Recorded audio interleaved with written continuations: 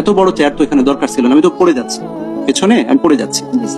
বাংলাদেশের টাকার যে অপচয়, আমি একটু আগে একটা বক্তব্য উপস্থাপন করে এলাম, সেটা হলো যে সরকারি সম্পদের অপচয় কিভাবে রোধ করা যায়। এটা অপচয়, এটা অপচয়। হ্যাঁ, আমিরুল মোমিনিন যেটা করেছিলেন সেটাও তো সম্ভব ছিল, এই টাকাটা বাঁচিয়ে তো জনগণের ঘাড়ে দেওয়া যেত। তো এটা তুমি একটু নোট নাও রিয়েলজি, আমি ক্লিয়ার করে দিই।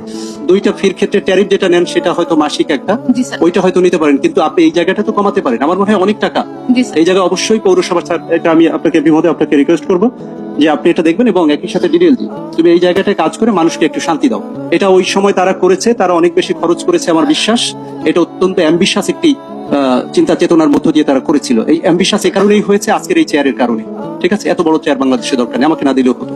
ঠিক আছে, আশা করি বুঝতে পারছেন এই জায়গাটা কাজ করার অবশ্যই সুযোগ রয়েছে। আমরা যেন তেন প্রকারের মানুষকে বুঝতে দেওয়ার ক্ষমতা রাখি না। সাধারণ মানুষের যেটা চাওয়া, ৬২,০০০ যে পরিবার, তাদের চাওয়াটাকে আমাদের অবশ্যই গ্রাহ্য করতে হবে। তাদের পৌরসভা তারা কিভাবে চালাবে, দে উইল ডিসাইড, আমরা ডিসাইড করবো না এখানে। Thank you very much. আমার স্পিচ এটাই। ওকে, আশা করি স্যার